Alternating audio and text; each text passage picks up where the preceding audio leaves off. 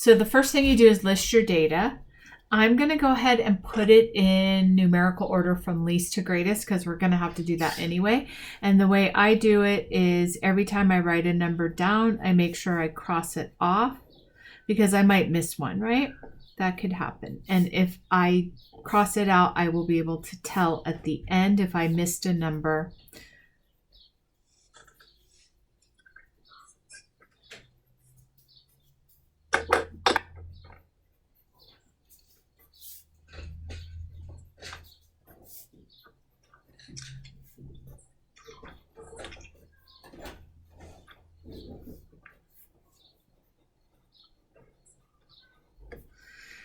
Okay, now to find the mean, the mode, and the range are usually the first three things that you do.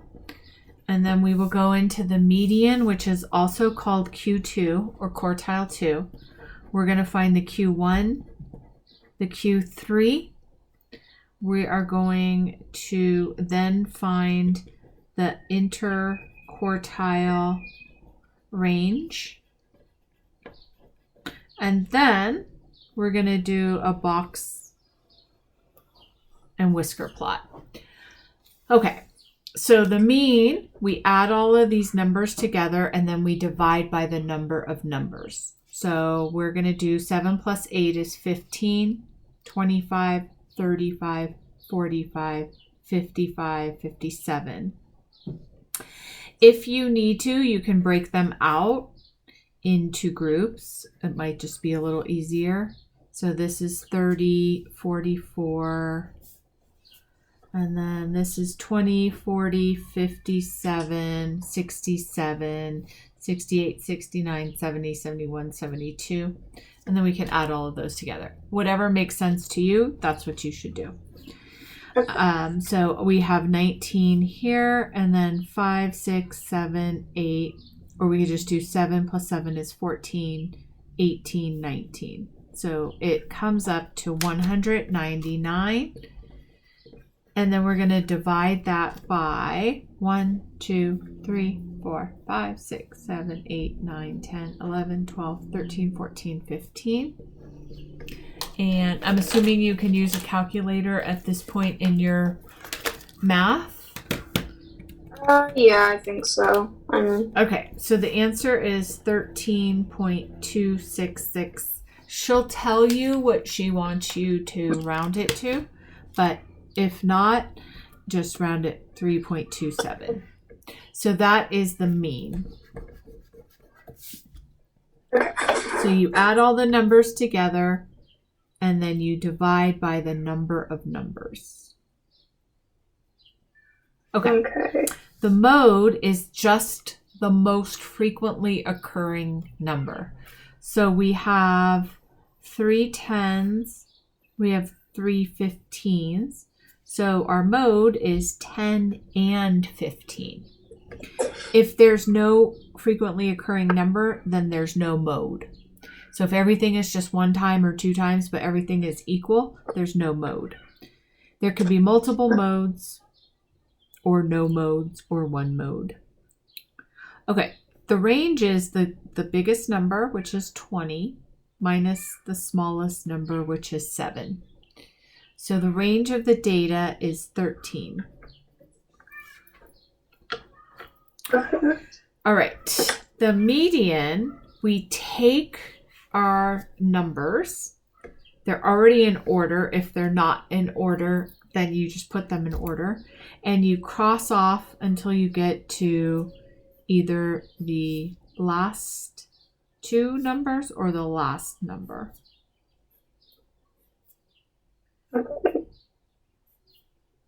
So this one is just 1 number left. That is our median. If there were 2 numbers left, say it was 13 and 14, you would add 13 and 14 together and then you would divide by 2. That's how you would get the median. But for this one, there's only 1 number left.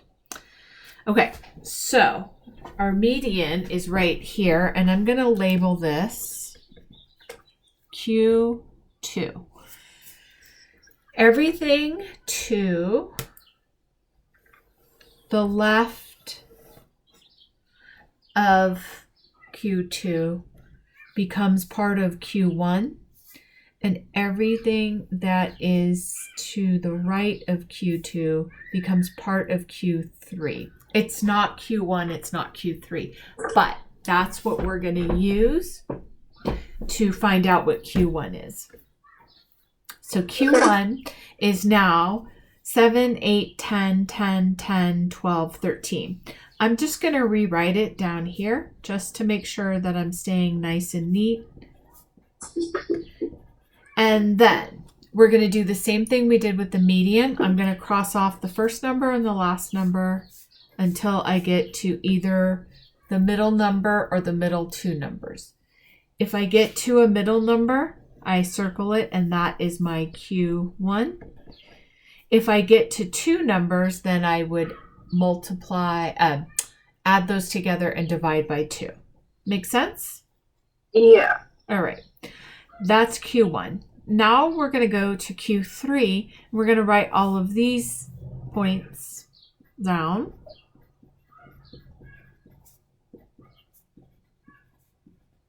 And then we're going to do the same thing. We're going to keep crossing off until we get to a middle number or a middle two numbers.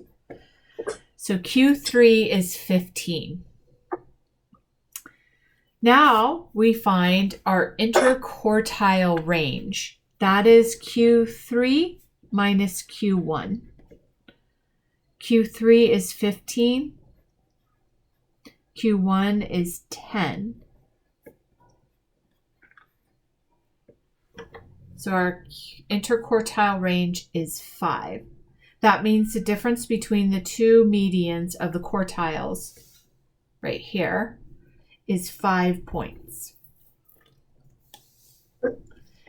Okay, now I'm just going to write my lowest number is 7 and my highest number is 20 because that's going to be important as I do my box and whisker plot. Okay, so doing the box plot, we are going to say we're going to start the box plot a little bit before our lowest number. So our lowest number is 7. I'm just going to start it at 5. And I'm going to go ahead and just write all of my numbers down.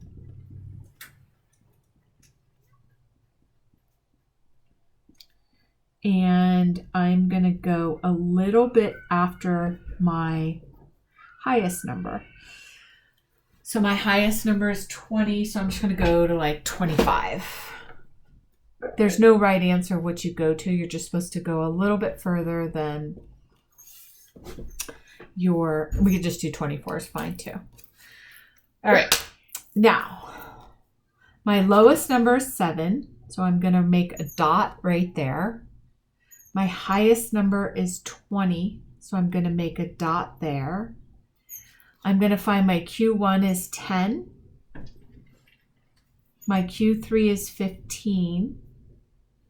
And then my median, or Q2, is 13. For the median, that is the only one that I'm going to make a line with a dot. Okay. All right, so this is my low number. This is my high number. This is Q1, Q2, and Q3. Now I'm going to take my Q1, Q2, and Q3, and I'm going to put a box around it. And the median is the one that has the line through it. Our final step is to make a line. This is where the whiskers come in. It's called a box and whisker plot. So it's like you're making cat whiskers from the Q3 to the high and the Q1 to the low.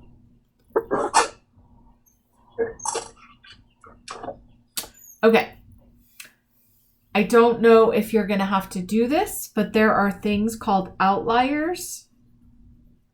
There are things called gaps, and there are things called clusters. So I'm going to show that to you on a different set of data where it's pretty clear. Okay, I think cluster sounds familiar. Oh wait, maybe not. Okay. So suppose I have a different set of data and it's 5, 10, 11, 11, 11, 12, 12, 12, 12, 12, and 20. So I'm going to look for outliers. An outlier is something that is not close to the rest of the data. So do you see any numbers that are not close to the rest of the data? For the one we just did. For this one right here. Okay. That is what again? Not close to the other data. Oh, I just swallowed a lemon seed. 5 and 20? Yes. So these are our outliers. They are not close to the rest of the numbers. Okay.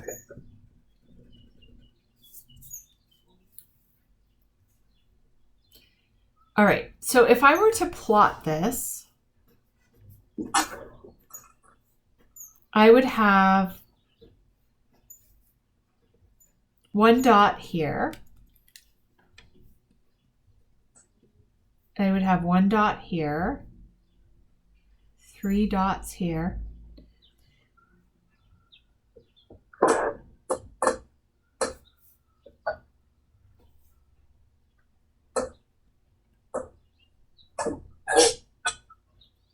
And then I'd have one dot here. Do you see any gaps?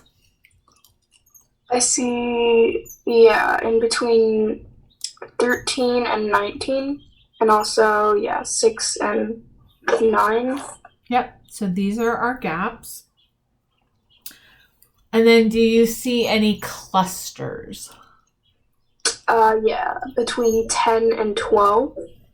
So most of our data occurs in the cluster. Okay. And then the gaps is none of our data occurs there. And then our outliers are numbers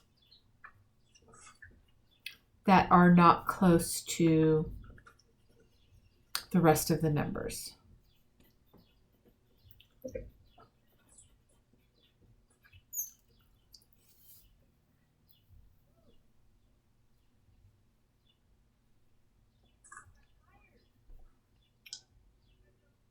Do you have any questions, honey? So far, no. Okay, is there anything that I haven't covered that you learned that she's asking you to do? No, I don't think so. Okay, the only other thing she will ask you to do, I think, is something called MAD, or mean absolute deviation.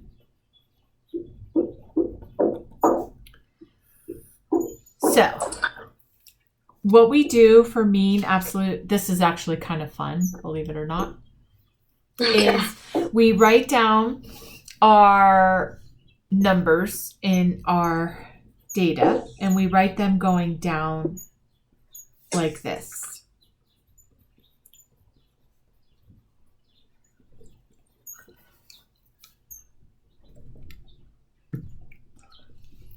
And we haven't found the mean for this data yet. So I am going to just quickly figure that out.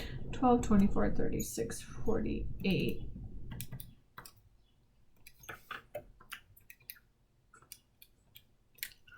Okay. So the total is 128 and we divide it by 1, 2, 3, 4, 5, 6, 7, 8, 9, 10, 11. That gives us 11.6. And I'm just going to get rid of the point. We're just going to pretend like it when I added it up, it was 11. We're just going to make an even number. If it's not an even number, you wouldn't make it into it, but just for my example, we're going to act like it came out evenly.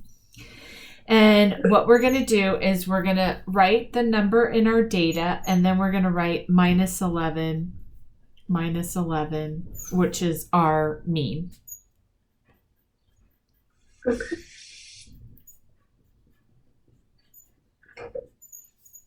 Okay, now we're going to use our knowledge of positive and negative numbers, and we are going to say what is 5 minus 11? Negative 6. What is 10 minus 11? Negative 1. 11 minus 11 is 0, 0, 0. 12 minus 11 is 1, 1, 1, 1, 1. And then 20 minus 11 is 9. Now, we're using the mean. Now we're going to find out why it's called absolute, because we use the absolute value. Do you remember absolute value means number of jumps away from 0? So this is negative 6, but our absolute value is 6. This is negative 1, but our absolute value is 1. So we're just going to fill all of these in.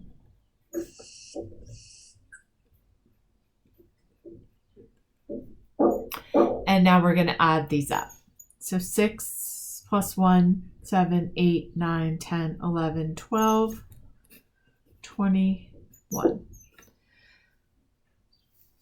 And then we divide 21 by the number of numbers. So we have 1, 2, 3, 4, 5, 6, 7, 8, 9, 10, 11. And 21 divided by 11 is 1.9. Okay. So I'm just going to go over the vocabulary really quickly. The mean means like the average, right? If you added everything together and you divided by the number of numbers, that would give you, this data is about 13. If you had to say it's kind of an average of 13, that's what it would be. Mode is the most frequently occurring number. The range is how far the data is spread out. So that shows you the spread of the data. The median shows the middle of the data, but not like the mean. In this case, it's almost the same. It means if you listed them all out, it just happens to be the one in the middle. Okay. It's not like the mean where you actually add stuff together and you do math. You're just crossing stuff off and saying half of the data falls on this side and half of the data falls on this side. That's all the median is, or Q2. Okay, next is the interquartile range. That tells you this right here. The range of the median numbers of our data fall within 10 and 15. That's all that means. There's a range of this right here, of our Q1, Q2, and Q3, and that happens to be 5 points of data. Make sense?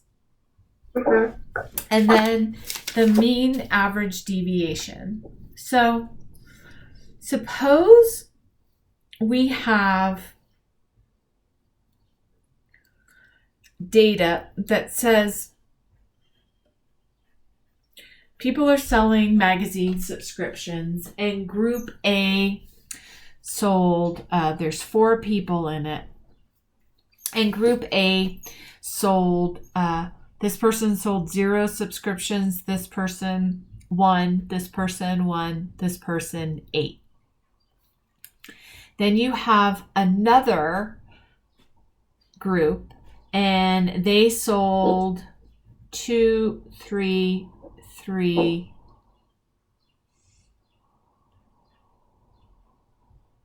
and 2.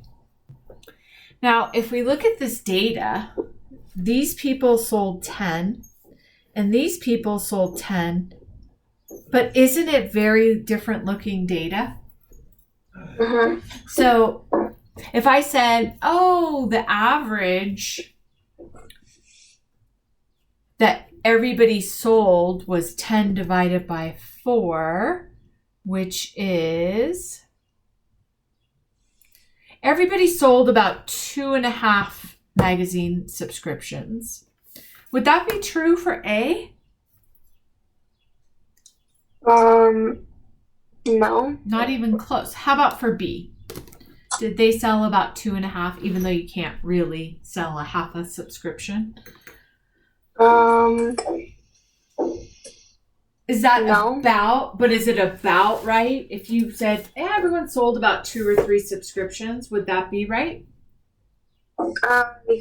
Yeah. So that would be right. So if you just looked at the mean, this data looks exactly the same. But if you look at the mean absolute deviation, this is where we would say this person, this person, this person, and this person minus what they sold minus the mean, right? So this would be negative 2.5. This would be negative 1.5, negative 1.5. And then this one would be 5.5, right? And then if we use the absolute values of these, this would be 2.5, 1.5, 1.5, and 5.5.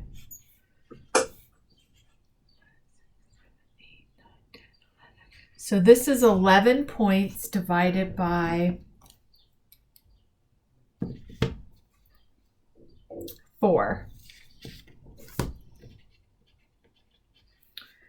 Whereas this one, the mean would be 10 divided by 4.